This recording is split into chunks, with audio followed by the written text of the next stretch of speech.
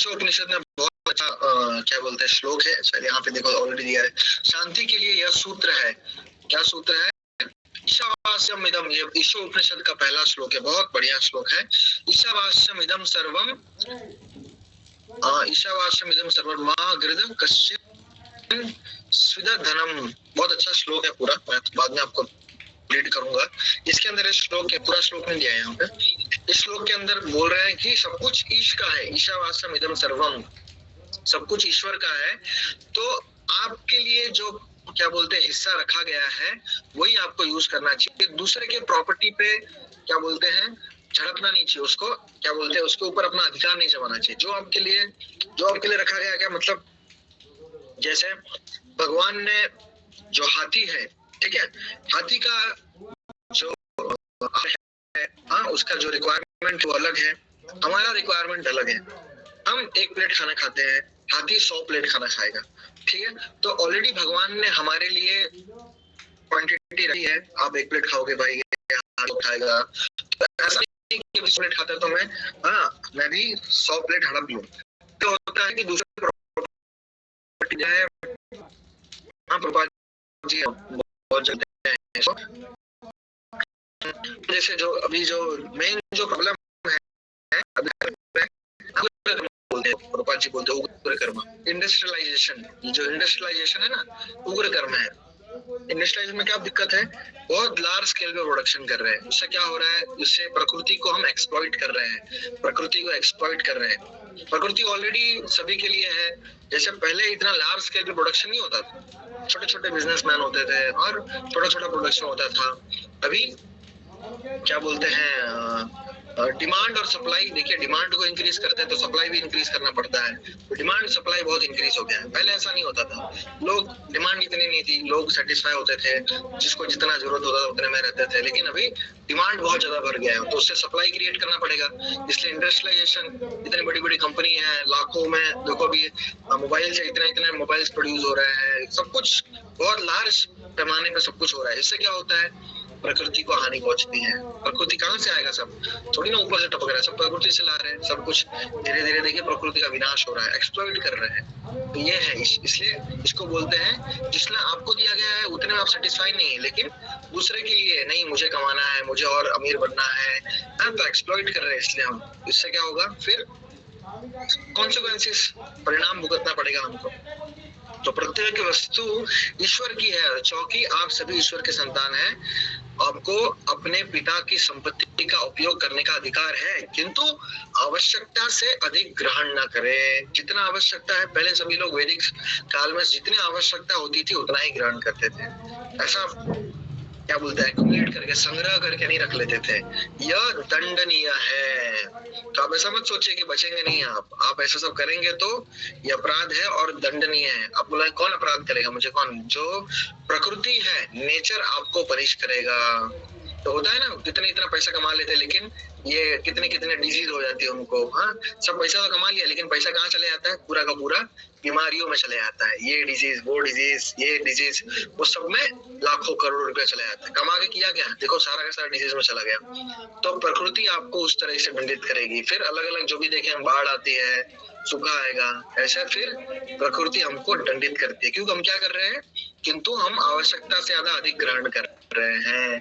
तो हम ये जो भी जो प्रकृति के नियम है उसको फॉलो नहीं करते हैं। क्यों नहीं फॉलो करते हैं? क्योंकि हम भक्त नहीं है। आप भक्त बन जाएंगे, जैसे आप इजिली यहाँ पे दिखा, प्रभुपाद जी बोल रहे थे, हाँ, कृष्ण भक्त बनते ही सारी विश्व स्थिति हमारी समझ में आ जाती है। अगर आप कृष्ण भक्त बनेंगे तो ऑटोमेटिकली सब कुछ आपको समझ में आ जाएगा। आप ऐसे किसी और की प्रॉपर्टी पे ये नहीं करेंगे, अधिक ग्रहण नहीं करेंगे। आपको समझ में आ जाएगा, नहीं, भगवान ने मेरे लिए जितना दिया उतने में मैं खुश रहूंगा, तो ऑटोमेटिकली सारी प्रॉब्लम सॉल्व हो जाएगी। प्रभुपाद ने कल पढ़ रहा था, प्रभुपाद बोलते हैं कि अगर जो पूरे वर्ल्ड में अगर 10% भी भक्त बन जाएंगे ना, तो सारे प्रॉब्लम का सोल्यूशन आ जाए। सिर्फ 10% लोग भक्ति करने लगे, 10% लोग जब करने लगे हरे कृष्ण मंत्र, तो पूरे जो प्रॉब्लम है इतनी सारी, सबका सॉल्यूशन मिल जाएगा। क्योंकि सब भक्त बन जाएंगे तो सब सेटिस्फाई हो जाएंगे। कोई किसी के प्रॉपर्टी में ऐसा हक नहीं जमाएगा, सेल्फ सेटिस्फाइड रहेगा, इजीली सारे प्रॉब्लम का सॉल्यूशन आ जाएगा। अभी सारे इतने सारे प्रॉब्लम क्यों? क्योंकि लोग भगवान के भक्त नहीं है। भगवान के भक्त बनेंगे तो सारी प्रॉब्लम्स का ऑटोमेटिक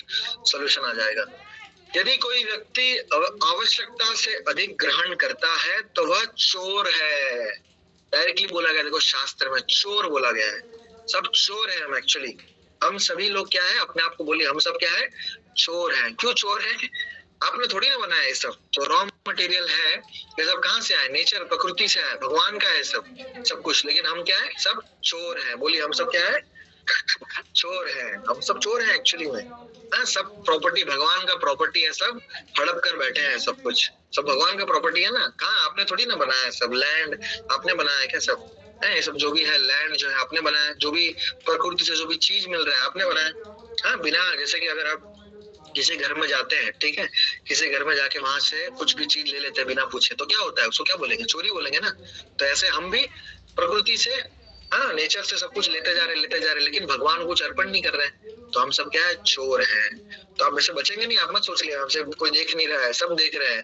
भगवान बोलते हैं, शास्त्र है सब, ये जो सूर्य है, हवा है, हाँ, सब जगह से, हाँ, सब लोग जितने सारे देवी सब देख रहे हैं। भगवान की बहुत सारी आंखें हैं। तो ऐसा नहीं कोई देख नहीं रहा है, चार दीवार सब अकेले बैठा हो तो कोई नहीं, नहीं, ये सारे डायरेक्शंस है ना, डायरेक्शंस जो अलग अलग जो दिशाएं होती है वो भगवान की आंखें हैं। तो ऐसा मत सोचे कोई देख नहीं रहा है। यज्ञार्थ कर्मणो नेत्र लोको यम कर्म बंधन। हम जो भी करें उसे कृष्ण की तुष्टि हेतु करें। हमें कृष्ण के लिए कर्म करना चाहिए, हमें हर काम कृष्ण के लिए करना चाहिए। अगर नहीं करेंगे तो कर्म बंधन में फंस जाएंगे। क्यों फंस जाएंगे? क्योंकि हम चोरी कर रहे हैं, हाँ, संग्रह कर रहे हैं, भगवान को बिना पूछे, भगवान को अर्पण किए बिना उनकी संपत्ति का उपयोग कर रहे हैं। तो सब चोर है एक्चुअली, फर्स्ट क्लास, अलग अलग लेवल के चोर है। कोई बहुत बड़ा चोर है, कोई छोटा चोर है, लेकिन क्या है, चोर है सभी लोग।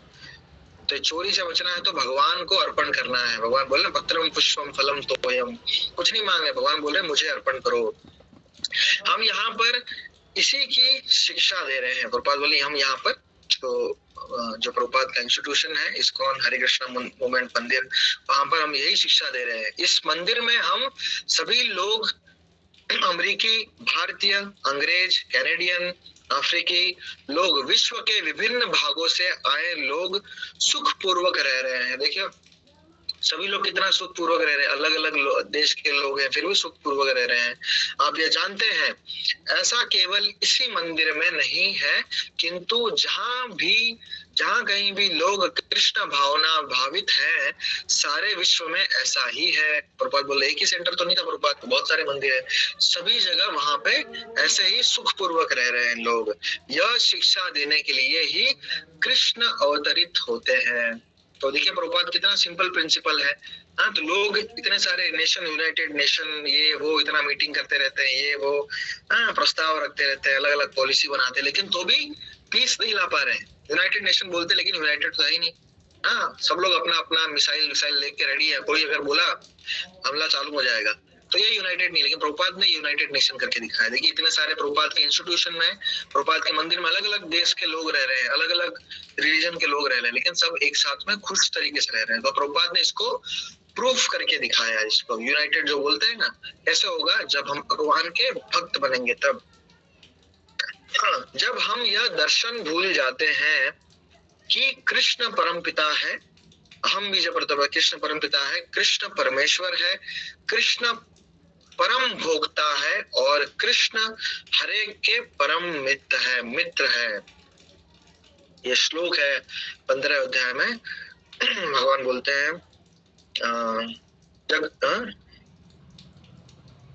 सर्वलोक महेश्वरम सुहृदम सर्वभूतानाम, फिर भोक्ताराम सर्वलोक महेश्वरम। हाँ, ये जो सारा जो टर्म आया वहां पे, भगवान सबके पिता है, भगवान परमेश्वर है, भोक्ता है, भगवान सूर्यम सर्वभूतानाम, भगवान सबके परम मित्र है। तभी हम इस भौतिक जगत में आते हैं, जीवन संघर्ष करते हैं और एक दूसरे से लड़ते हैं। यही भौतिक जीवन है। हमें अपने राजनीति ज्ञानों, राजनयिकों, दार्शनिकों से कोई राहत मिलने वाली नहीं है। देख रहे हैं ना, मिलने वाली, कितने साल से कर रहे हैं, सॉल्यूशन ला रहे हैं, लेकिन नहीं मिल रहा है। उन्होंने बहुत प्रयास किया, बहुत सारा एंडेवर किया। देखा ना, इतने सारे पॉलिसी लाते, ये वो, यूनाइटेड नेशन अलग अलग वो बना रहे हैं ना,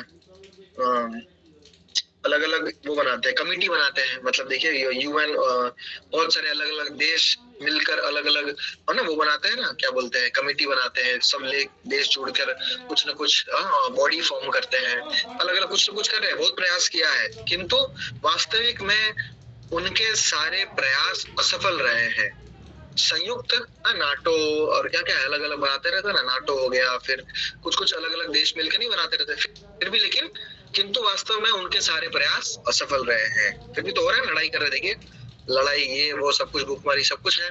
संयुक्त राष्ट्र को ही ले लो, इसका संगठन किया संयुक्त राष्ट्र, यूनाइटेड नेशन, इसका संगठन द्वितीय महायुद्ध के बाद, यूनाइटेड नेशन का बॉडी का जो फॉर्मेशन हुआ सेकेंड वर्ल्ड वॉर के बाद, द्वितीय महायुद्ध के बाद किया गया, और लोगों ने चाहा अब हम हर बात को शांति पूर्वक तय करेंगे, किंतु ऐसा कुछ हुआ ही नहीं हुआ। देखो अभी तक लड़ाई हो रही है, युद्ध चालू है, चाहे वह भारत और पाकिस्तान के बीच हो अथवा वियतनाम तथा अमेरिका बीच या किन्हीं और के बीच। संसारी राजनीति तथा कूटनीति एवं दर्शन यह विधि नहीं है, यह सॉल्यूशन नहीं है, यह इस तरह से प्रॉब्लम का सॉल्यूशन नहीं है, विधि नहीं है। विधि तो कृष्ण भावनामृत की है, ताकि भगवान सब भगवान के भक्त बने।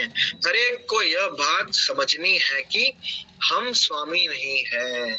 तो जो मेन जो बात है, लोग ये समझते नहीं है, लोग ऐसा बोलते हैं, बाहर से आप बोलेंगे, लेकिन अगर आप देखेंगे सूक्ष्म रूप से, इंटरनली आप देखेंगे, तो सभी लोग ये जो प्रिंसिपल है, मैं मास्टर बनना चाहता हूँ, सब लोग मास्टर बनना चाहते हैं, लेकिन अगर हर कोई को यह बात समझनी है कि हम स्वामी नहीं हैं, असली स्वामी तो कृष्ण है, यह तथ्य है, ये रियलिटी है, ट्रुथ है कि भगवान स्वामी है। अमेरिकी का उदाहरण ले, 200 वर्ष पूर्व यूरोपी आव्रजक स्वामी नहीं थे, कोई अन्य स्वामी था। पहले यूरोपियन स्वामी नहीं थे, कोई और स्वामी था, और उसके भी पूर्व कोई दूसरा स्वामी था, या फिर यह शून्य स्थल था, किंतु वास्तविक स्वामी कृष्ण है। अब देखेंगे स्वामी पहले कोई और था, ऊपर बता रहे पहले कोई और था, कोई और आया, तो वास्तविक में स्वामी तो देखो चेंज होता रहता। रियल जो स्वामी कौन है? कृष्ण है। हम तो कृत्रिम ढंग से दावा कर रहे हैं यह मेरी संपत्ति है, यह माया या मोह कहलाता है, यह मेरी प्रॉपर्टी है, लेकिन प्रॉपर्टी तो रहती है, लेकिन आप चले जाते हो, बोल रहे ना, हम बोल रहे हैं मेरी प्रॉपर्टी है, ठीक है आप बोलते हो, लेकिन जब मर जाओगे तो कहाँ, प्रॉपर्टी तो वहीं पड़ी है, लेकिन आप कहाँ क्लेम कर रहे थे, आप तो चले गए। तो आप देखा जाए तो फिर ये संपत्ति के मालिक नहीं हो, यह क्या है? माया है, मोह कहलाता है। अतएव कृष्णा हमें यह पाठ पढ़ाने के लिए अवतरित होते हैं। कृष्ण कहते हैं यदा यदा ही धर्मस्य ग्लानिर्भवति भारत, हे अर्जुन, जब जब धर्म जीवन की विधि में त्रुटियां आ जाती हैं, तब तब मैं आता हूँ। और असली धर्म क्या है? असली धर्म क्या है? धर्म की सीधी सादी परिभाषा है, बहुत कॉम्प्लेक्स नहीं है, सीधी सादी परिभाषा क्या है? धर्मम तो साक्षात भगवत प्रणीतम, भागवतम का बोलते धर्मम तो साक्षात भगवत प्रणीतम। असली धर्म तो वह है जो भगवान द्वारा प्रत्यक्ष रूप से विवेचित हुआ है, जो भगवान द्वारा विवेचित, तो भगवान बोल रहे भगवत गीता में, वो धर्म है। उदाहरण के तौर पर नागरिक कानून का क्या अर्थ है? नागरिक कानून का अर्थ है राज्य, सिटीजन जो है, इसका जो लॉ है, सिटीजन लॉ क्या है? अर्थ है राज्य द्वारा दिया गया वचन। सिंपल क्या है? जो राज्य है, जो गवर्नमेंट द्वारा जो लॉ दिया गया है वो है। आप अपने घर में नागरिक कानून नहीं बना सकते, ऐसा संभव नहीं है। जो भी सरकार आपको देती है कि आपको ऐसा करना चाहिए, वही कानून है। जो भी गवर्नमेंट इंस्ट्रक्शन देती है वो है क्या? कानून है। वैसे जो भगवान जो भी इंस्ट्रक्शंस देते हैं वही कानून है। इसी तरह धर्म का अर्थ है ईश्वर द्वारा दिया गया निर्देश, यही धर्म है, यही सीधी सादी परिभाषा है। यदि मैं कोई धर्म बनाऊं, धर्म आप मैन्युफैक्चर नहीं कर सकते, आप कोई धर्म बनाए या अन्य कोई धर्म बनाए, तो ये धर्म नहीं है। धर्म तो क्या है? धर्म तो साक्षात भगवत प्रणीतम, भगवान जो इंस्ट्रक्शन देते हैं उसको फॉलो करना, वही धर्म है। सिंपल है। जो गवर्नमेंट जो लॉ बनाती है वो लॉ होता है। मैं खुद कल के उठ के कुछ लॉ नहीं बना सकता, मेरे हिसाब से नहीं। मेरे हिसाब से तो लोग कल से रेड लाइट को नहीं तोड़, रेड लाइट को तोड़ सकते हैं, मेरे हिसाब से लेफ्ट में नहीं जाना है। तो मैं ऐसे अपने हिसाब से नियम नहीं बना सकता, गवर्नमेंट नियम बनाती है। वैसे ही मैं अपने हिसाब से धर्म को मैन्युफैक्चर नहीं कर सकता। धर्म जो होता है वो मैन मेड नहीं है, मनुष्य द्वारा बनाया गया नहीं है। धर्म तो भगवान द्वारा बनाया गया है। इसलिए धर्म जो है वो, उसको धर्म को बोला गया है धर्म जो पुरुष ने नहीं बनाया गया है उसको, धर्म को। इसलिए कृष्ण यह कहकर भगवत गीता की कोई अन्य धर्म बना नहीं सकता। इसलिए कृष्ण यह कहकर भगवत गीता की समाप्ति करते हैं, सर्वधर्मान परित्यज्य माम एकम शरणम व्रज। धर्म विषय अपने सारे मनगढ़ंत विचार त्याग दो और मेरी शरण में आओ। तो ये सबसे जो सर्वोपरि धर्म है, सबसे जो बड़ा धर्म है, क्या है? सर्वधर्मान परित्यज्य माम एकम शरणम व्रज। सारे धर्मों को त्याग कर मेरी शरण में आओ। कृष्ण की शरण में जाना ही धर्म है, कोई अन्य धर्म नहीं है। अन्यथा कृष्ण यह क्यों कहते हैं सर्वधर्मान परित्यज्य, सारे धर्मों को त्याग दो? वे पहले ही कह चुके हैं, मैं प्रत्येक युग में धर्म की स्थापना करता हूँ। देखा हमने ना, यहाँ पे था, कहाँ गया? यदा यदा ही धर्मस्य, भगवान बोल रहे हैं मैं बार बार धर्म की स्थापना करता हूँ। ठीक है, भगवान बोल रहे हैं। तो सारे धर्मों को त्याग कर भगवान बोल रहे हैं कि मेरे ऊपर शरणागति करो। मैं प्रत्येक युग में धर्म की स्थापना करने के लिए अवतरित होता हूँ। और अंत में वे कहते हैं, भगवान बोल रहे हैं कि मैं धर्म बनाता हूँ, लेकिन अंत में क्या बोल रहे हैं? अंत में क्या बोल रहे हैं भगवान? हाँ, जो अंत में बोला जाता है वो फाइनल होता है। बीच में बहुत कुछ बोल दिया भगवान ने, ये करो वो करो, कर्म करो, अलग अलग चीज करो, उसको लेके नहीं बैठना। फाइनली क्या जो भगवान ने बोला है वो शास्त्र के अकॉर्डिंग, ये सिंपल है भाई, ये तो कॉमन चीज है कि कोई अगर बोलता है बहुत कुछ बोला, जैसे मैंने बहुत कुछ बोला, लेकिन मैं जो अंत में बोल रहा हूँ, फाइनली जो मैं बोल रहा हूँ, कंक्लूड कर रहा हूँ, वो इंपॉर्टेंट होता है। भगवान ने भगवद्गीता में पहले बहुत कुछ बोला, ये करो वो करो, ऐसे सब कुछ बोला, लेकिन अंत में क्या बोल रहे हैं भगवान? सर्वधर्मान परित्यज्य। अंत में वह कहते हैं कि उन समस्त तरह के धर्मों को जिन्हें हमने बनाया है त्याग दो। ये सारे मानव निर्मित सिद्धांत धर्म नहीं है, मानव निर्मित सिद्धांत धर्म नहीं है। असली धर्म तो वह है जो ईश्वर द्वारा प्रदान किया गया है, किंतु हमें इसका ज्ञान नहीं है कि ईश्वर क्या है और उनका वचन क्या है। यही आधुनिक सभ्यता का दोष है, उनको पता ही नहीं धर्म क्या है, भगवान का निर्देश क्या है, क्योंकि भगवद्गीता पढ़ते नहीं है। हाँ, तो वो सबसे बड़ा उनका फॉल्ट है। ठीक है, मैं ये समाप्त करना चाहूंगा। किसी को कुछ प्रश्न है तो आप पूछ सकते हैं। हरे कृष्णा। किसी को कुछ प्रश्न है तो आप समर्पित भाव से, डेडिकेशन के साथ आप डिसाइड कर रहे हैं कि नहीं मैं इतना इतना माला करूँ, रोज 16 माला करूंगी, 4 नियमों का फॉलो करूंगी, तो बहुत एक इम्पोर्टेंट स्टेप है आपके लाइफ।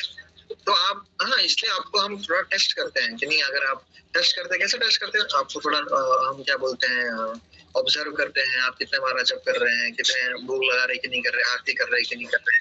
तो एक वो स्टेप बाय स्टेप प्रोसेस है। हम पहले आश्रय देते हैं आपको, आश्रय देके धीरे धीरे आपको ऑब्जर्व करते हैं। किसी प्रभु जी के अंडर आप रहते हैं, प्रभु जी आपसे इंटरैक्ट करते हैं, उनसे आप, तो एक सिंपल सा प्रोसेस है। तो आप अगर आप दीक्षा लेना चाहते हैं तो आप पहले आश्रय लेना होता है। तो आप ये जो ब्लिस का जो नंबर है, जो जहाँ से आपको मैसेज आता है, उस पर आप मैसेज करेंगे तो आपको गाइड करेंगे। ठीक है।